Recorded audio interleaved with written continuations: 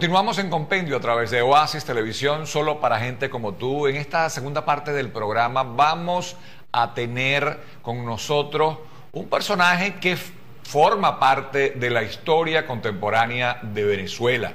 De esa parte de la historia a la cual el actual gobierno y de lo que llaman la revolución le gusta tanto poner de ejemplo en lo que se llamó la Cuarta República. Él fue uno de los que luchó en contra de la Cuarta República por las injusticias que, de acuerdo a su visión, se estaban cometiendo en esos 40 años.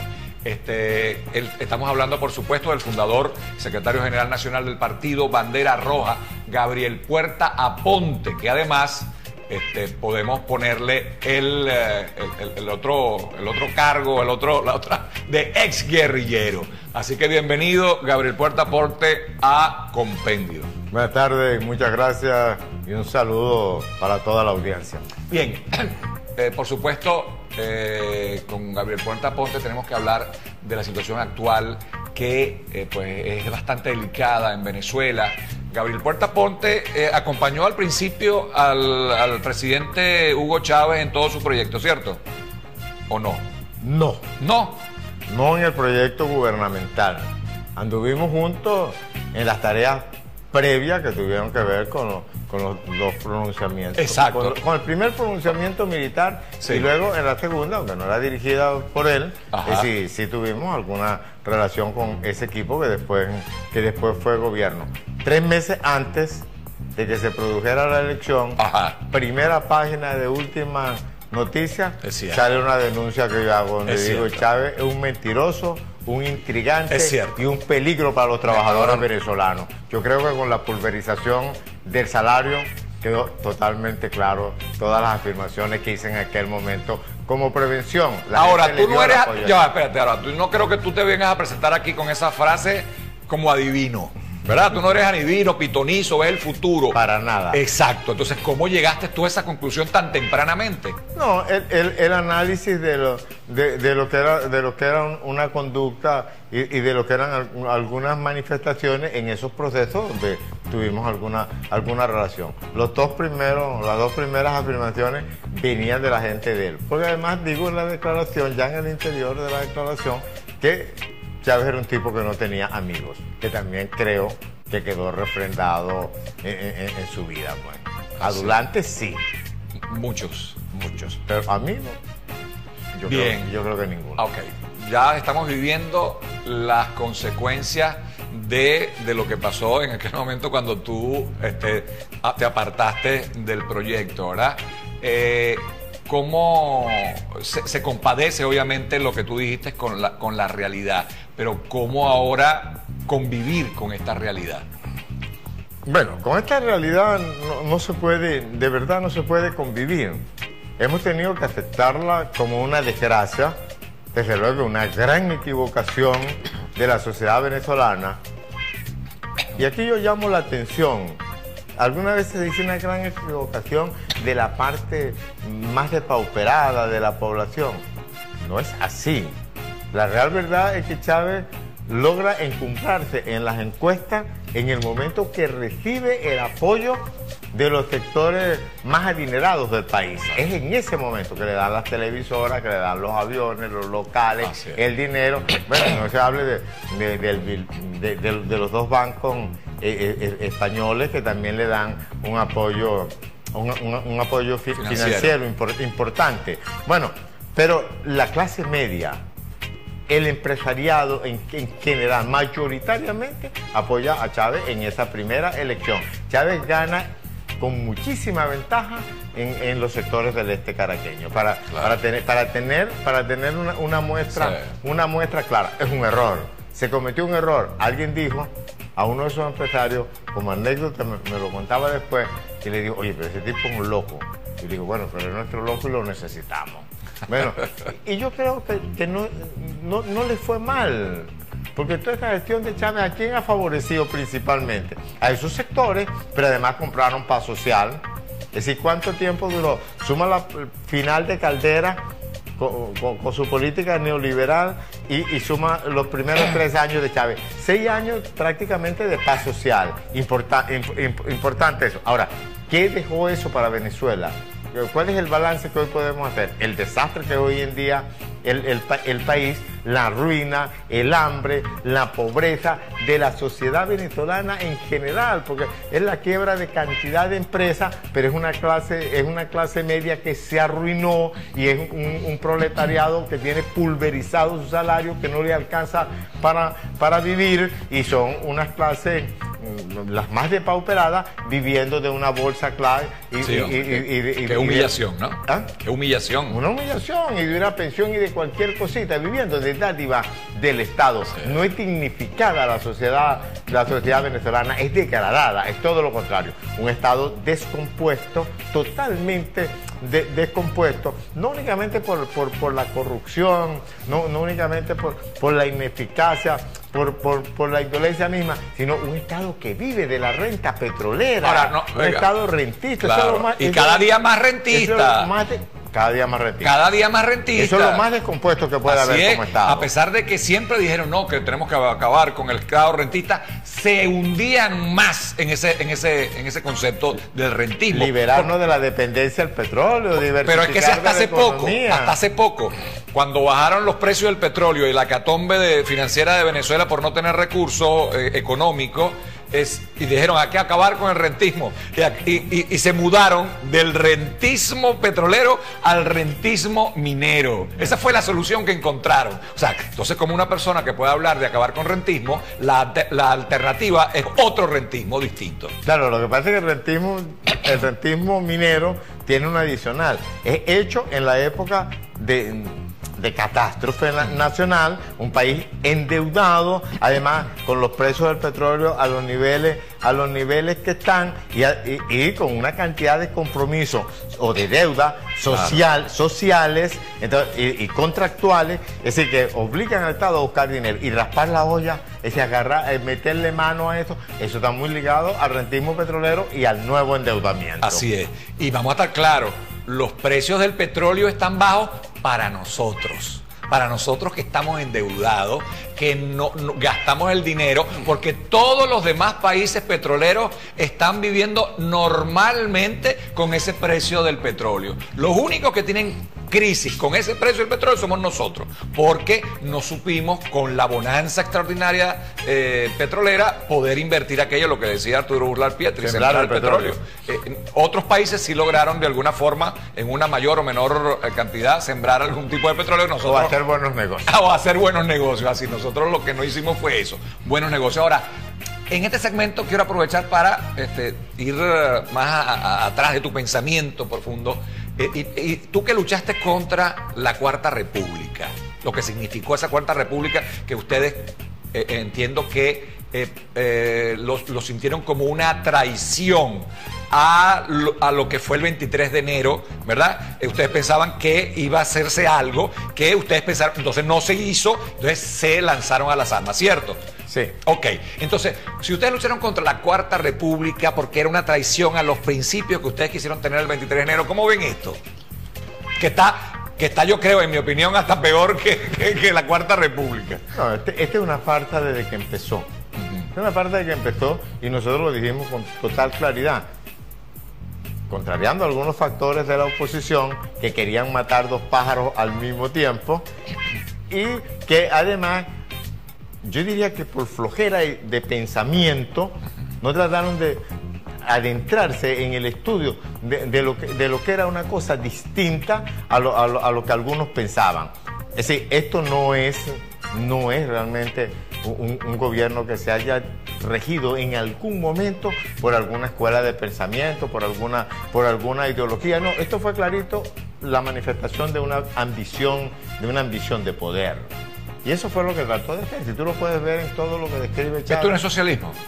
Ni se inclina al socialismo. Ni nunca buscó hacerlo. Ni era su intención. ¿No? Utilizó el socialismo como una bandera. Como máscara. como coartada. Y allí el error de la oposición. Yo le decía, si alguien dice yo soy tal cosa, tú le vas a gritar como crítica que es tal cosa. Claro, lo estás afirmando entonces. Lo estás afirmando. Claro, lo estás ratificando. Lo estás beneficiando. Claro. Y esa es la mejor de las máscaras que ha tenido el chavismo. Y fíjate que es la que mantiene. Porque ellos decían, socialista, patriota, democrático y un gobierno de los pobres. Las cuatro cosas. Ninguna de ellas pueden hoy en día tener realizaciones, sino lo que se ha descubierto es como todo lo contrario. Eso es lo que este gobierno es. Ahora, una vez que tú lo descubres, tú preguntas socialmente, ¿a quién ha servido este gobierno? ¿A quién ha beneficiado mayoritariamente? ¿Es a esa gente que le da la bolsa CLAP? No, hay una nueva oligarquía extraordinaria. Hay una nueva oligarquía, ha beneficiado a la oligarquía financiera, pero además tú pudieras sumar, sin mucho esfuerzo intelectual, sumar lo que es la dirección de las empresas del Estado. ¿Cuánto dinero se dice que tienen por allí de la corrupción de PDVSA? Es decir, no están hablando de que se robaron un carro, una cosa de esa, no, estás hablando de miles de millones de dólares, no de bolívares devaluados, sino de dólares. Es decir, y puestos en bancos, circulando, invertido en el exterior, y algunos también en Venezuela, pero la mayor parte invertida en el exterior. Es decir, pues, claro, unas empresas que son del Estado, pero que se benefician de ellas particulares. Esa es parte de la descomposición del Estado, y es parte de la expresión de las mafias en el poder, cuando la cuestión pública se convierte en un asunto de particulares y cada quien va teniendo su pedacito. Entonces tú dices, eso ni siquiera permite caracterizarlo como una tiranía seria. Porque la tiranía seria no permite que exista una mafia de la cabilla, una mafia del cemento, de los pasaportes, o sea, que tú dices, de la contrabando de la mira lo que estás diciendo. etcétera. Lo que tú te estás diciendo me lleva a pensar que tú catalogarías a Marcos Pérez Jiménez como una tiranía seria. Son tiranías serias. La de Marcos Pérez Jiménez. Pero es que mira, cuando tú ves el ataque que le hicieron hace 3 días a Capriles y aparte de su tren ejecutivo que iba con él, de su equipo, pues, es decir, cuando les hacen 2 emboscadas llegando a su oficina y retirándose de la marcha, pues es su oficina. Claro. Es decir, no era que iba para otra vez, su oficina. 2 emboscadas, una de la guardia y otra de la... A darles golpes, y él no me dio palabra. Cuando tú ves eso, tú dices, eso es de mafia, eso es de delincuencia organizada. No, chico, ese es de malandrines de barrio. Ese es de los más bajos de los malandros. Así es. Es decir, que proceden de esta forma. Y eso no tiene nada que ver con política. Así es. Vamos a un momento a publicidad y al regreso seguimos con lo que yo sé que será una interesantísima conversación con Gabriel Puerta Aponte aquí en Compendio a través de Oasis Televisión, solo para gente como tú.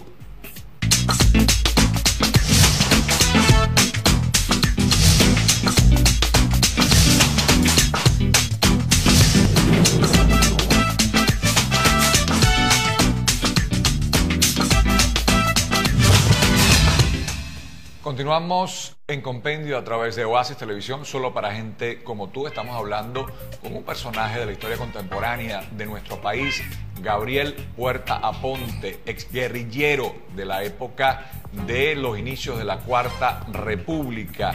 Él es fundador y secretario nacional del partido Bandera Roja, que tampoco es poca cosa nombrar Bandera Roja en el país, que también siempre estuvo ligado a esa izquierda radical que siempre pues mantuvo de una manera u otra en jaque a los planteamientos de los gobiernos de los 40 años, que yo prefiero llamar de democracia representativa. No porque esta no lo sea representativa, porque sigue siendo representativa, pero ellos le quisieron poner una democracia ¿cómo es? Protagónica y ¿qué? Y personal, una cosa, no me acuerdo ya de los términos. Participativa y protagónica, pero sigue siendo representativa porque totalmente, finalmente es lo mismo. Ok, no quiero hablar tanto de historia, podríamos hablar tú y yo horas y horas y seguro que la gente lo disfrutaría mucho, pero el problema de Venezuela merece también opiniones en este momento como las tuyas, que has vivido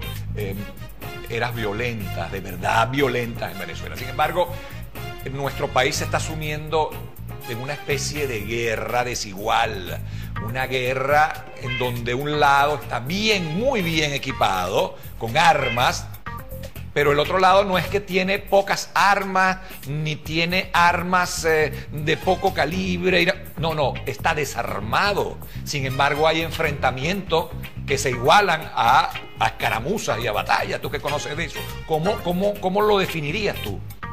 Sí, mira, en primer lugar, yo creo que debemos ser claros. Venezuela vive hoy en día un proceso de rebelión democrática. La gente está alzada y está en la calle. Es decir, la gente no está ahorita en la calle porque lo haya llamado tal o cual organización o tal o cual liderazgo político. Ni le están pagando. Ni le están pagando. Y además dicen, igual que lo han dicho en todas las oportunidades que emerge la sociedad, yo vine porque quise. Exacto. Y a mí no me pagaron. Vienen porque el discurso del que hace la convocatoria, que es como un instrumento, es decir, el que hace la convocatoria coincide con ello. No hacen falta autobuses. No hacen falta autobuses y también es una gente que siempre está a la expectativa. Te sigo en tanto y cuanto estés en esta sintonía, estemos en sintonía. Bueno, ok, primera cuestión. Segunda cuestión, cambio de situación política y social en el país que hace las cosas distintas a como eran antes. Un grado de miseria que no es la miseria normal, sino una miseria que se generalizó, que se extendió, bueno, y que lleva el dramatismo eso de gente hurgando en la basura y de gente que pasa un día sin comer o dos y come algo, se engaña una vez al día.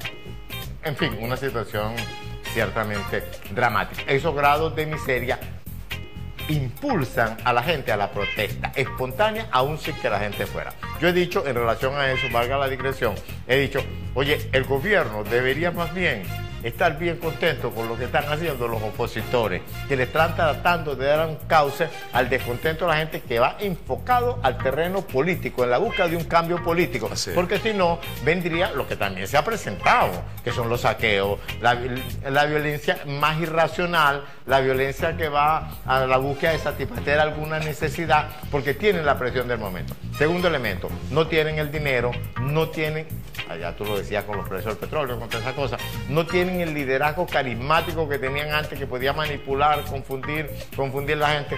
En tercer lugar, tienen una sociedad fragmentada que se siente estafada, engañada y que ya ha descubierto de qué se trataba. Entonces no lo puede engañar con la misma mentira. Por eso es que se la frase oligarca, tal cosa, derecha, a la gente le rebala y no le hace caso. Porque simplemente la gente está diciendo, yo quiero un cambio, yo quiero salir de esta situación, yo quiero que el país progrese, que el país avance, que se desarrolle, yo quiero trabajo bien remunerado, que me alcance mi salario para comprar lo que tengo que comprar, no quiero limona. Se ha vuelto pragmático el venezolano, quiero, ¿cierto?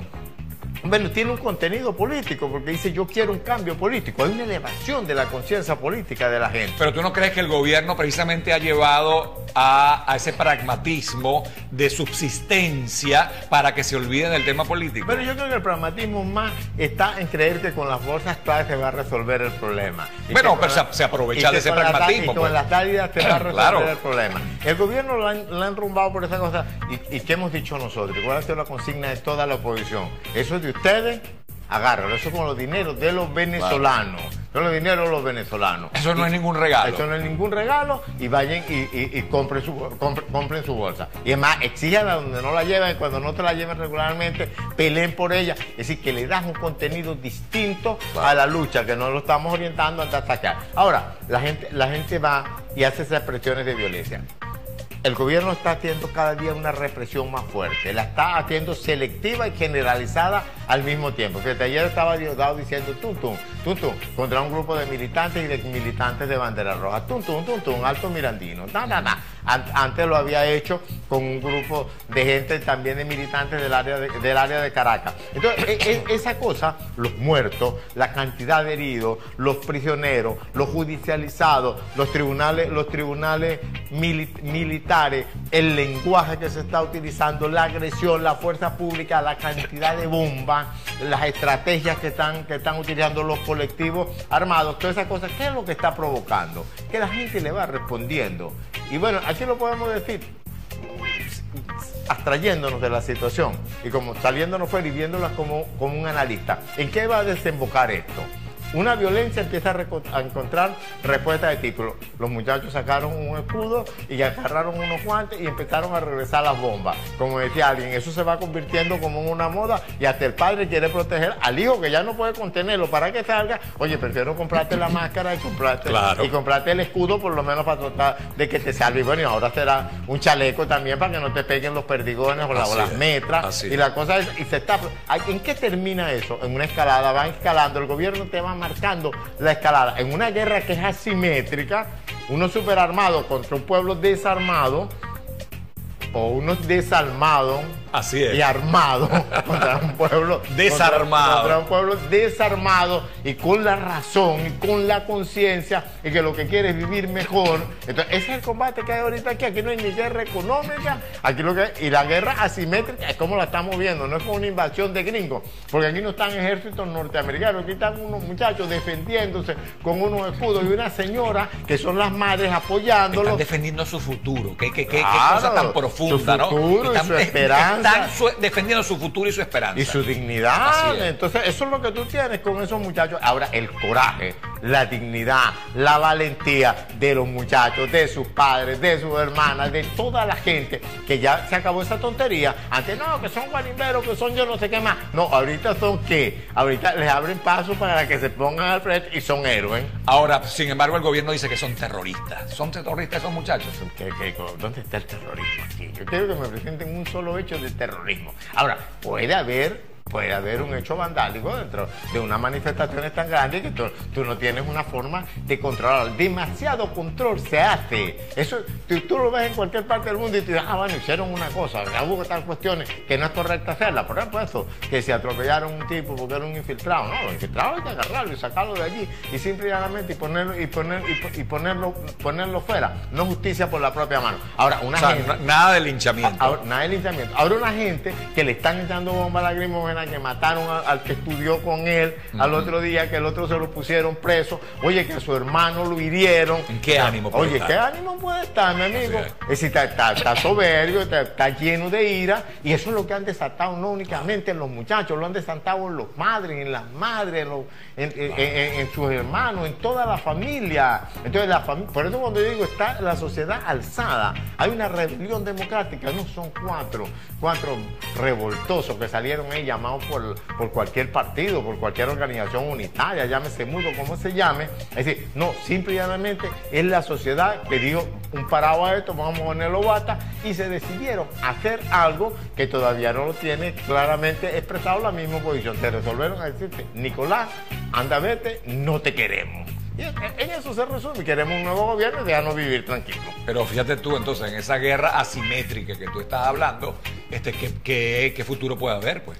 No, mira, yo te voy a decir, en definitiva, va a triunfar la razón, va a triunfar la justicia, va a triunfar el pueblo, va a triunfar la mayoría nacional, porque cuando tú dices, las fuerzas represivas, ¿de qué se nutren? ¿Qué hay allí? Ahí hay también pueblo que vive por una paga, que se confunde, que cree que está cumpliendo un deber, etc. Cuando tú ves Fuerza Armada, Guardia Nacional, que su mayoría son reclutas, también. Ahora son reclutas también, no es como antes. Hay tropas profesionales allí. Conscriptos, etcétera. Entonces, bueno, ¿qué es lo que hay? Son gente que tiene familia, son gente que piensa, son gente también que tiene los rigores que sufre los rigores de la crisis. Claro. Entonces, son gente que llegará un momento en que van a revelarse. Ahora, la mayoría de esas fuerzas, ¿qué son ahorita? ¿Se sienten identificadas con esos desmanes? No se sienten identificadas con esos desmanes, y uno está absolutamente seguro que lo que hoy en día existe como expresión, digamos ahí, que se mantiene soterrada, ni tan soterrada, pero en cierto sentido ha sido muy castigada, con represión. Esa está allí. Vamos un momento a publicidad y al regreso concluimos con esta interesantísima conversación con Gabriel Puerta Aponte, aquí en Compendio, a través de Oasis Televisión, solo para gente como tú.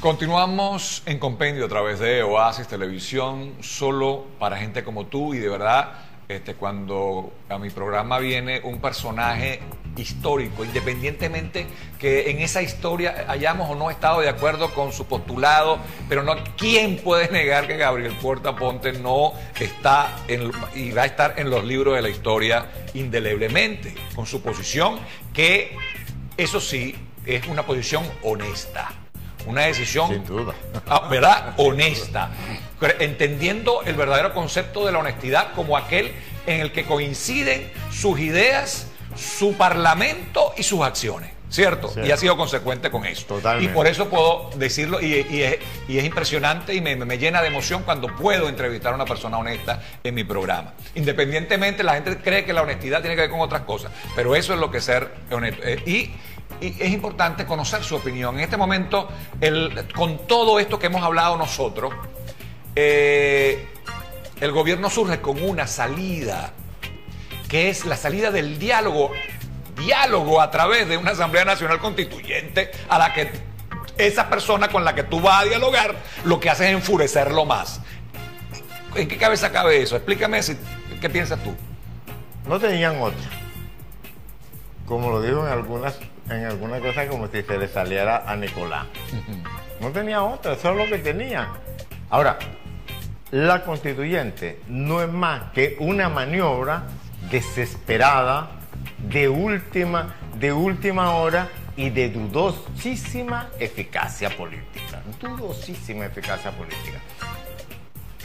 La oposición no puede magnificar lo que eso significa. Hay que enfrentarla y la estamos enfrentando. Hay que entender que ese paso ellos buscan fortalecerse, quedarse en el poder, etcétera, para hacerlo corto. Pero eso no es el objetivo. El objetivo del movimiento de cambio ahorita no puede ser frenar a la constituyente. Eso sería desviarnos de lo que nosotros tenemos como objetivo. El objetivo nuestro es el cambio político, reconstruir al país, reunificar la familia venezolana y sacar a Venezuela de esta profunda crisis en la cual está sumida. Ese es nuestro objetivo, de ahí no podemos desviarnos. La constituyente es un instrumento que se nos atraviesa en el camino como maniobra y hay que darle y despegarnos de ella. Ahora, ¿qué es lo más que puede obtener Maduro con la constituyente? Lo máximo que puede obtener es que existan dos constituciones en Venezuela y no hay nada peor para un Estado que eso, porque esa es la negación de la unidad del Estado. Y cuando un Estado se divide, bueno, indiscutiblemente que vendrán todos los conflictos que tienen que venir. Por eso no es un camino para la paz, sino es el camino para la guerra. Porque eso sería desatar una guerra civil en Venezuela. Dos constituciones, dos estados, dos dominios que se van haciendo territoriales y cada quien defenderá sus dominios como tiene que defenderlo y tratará de tomar los otros dominios y la mayoría se impondrá. La mayoría se impondrá y tal vez se vea a un pueblo tranquilo, a un pueblo pacífico, a un pueblo que le cuesta bastante ponerse en situación de ira, a no decirle con la palabra que tanto le gusta a los orientales. Es decir, lo verás enardecido y lo verás haciendo cosas que antes se pensó que no era capaz de hacer, como lo estamos viendo en las manifestaciones. Los pueblos cuando llegan a esa situación sacan fuerzas y potencialidades que la gente no pensaba que existieran dentro de cada uno de esos seres humanos. Entonces esa es la situación. Es decir que la prédica de que eso es para la paz es totalmente mentira. Es una prédica engañosa que conduce a todo lo contrario. A todo lo contrario. Ahora, entonces, ¿cuál es el interés del gobierno en desatar, estamos hablando hipotéticamente, por supuesto, en desatar una guerra? Bueno, el gobierno en primer lugar quiere ganar tiempo. Ellos saben que una guerra también la perderían. Es tan claro que la perderían. Porque vale la misma ecuación que te vale para lo electoral. Así como pierden la elección que monten y que realicen, no van a hacer las de gobernadores, no van a hacer las de... ¿Eso no te parece una burla que el CNE diga vamos en julio a una constituyente y para diciembre una de gobernadores, sabiendo que si se establece una Asamblea Nacional Constituyente que tiene poderes supraconstitucionales, puede decirle no, esas elecciones no van? Las elecciones pueden hacerlas, pero ¿qué elecciones van a hacer? Un remedio donde el 20% de la población le gana al 80%. Exacto. Eso es lo que ellos pretenden hacer. Entonces, hacer ese sistema corporativo, un sistema donde unos tienen un voto, que prácticamente un sistema, es retroceder. Claro. Se pierde la universalidad del voto. Claro, es retroceder a un sistema censitario del voto como el que existió en la época de la colonia. Es decir, o las primeras épocas de la República. Claro. Es decir, a eso que vas a retroceder, a un sistema censitario. Es decir, simplemente votan... Donde sectores son los que votan. Sí, porque... Que en aquel momento eran los sectores de la nobleza, los sectores de propietarios. Los que tenían alguna propiedad. Los propietarios, básicamente. Leer y escribir. Exacto, Sí, los que claro. saben leer y escribir, Sí. ese tipo de cosas. Sí, pero ahora serán los que no saben leer y escribir, a lo mejor. Así es, probablemente. Entonces fíjate, y los que tienen mucha plata, mala vida. Exacto.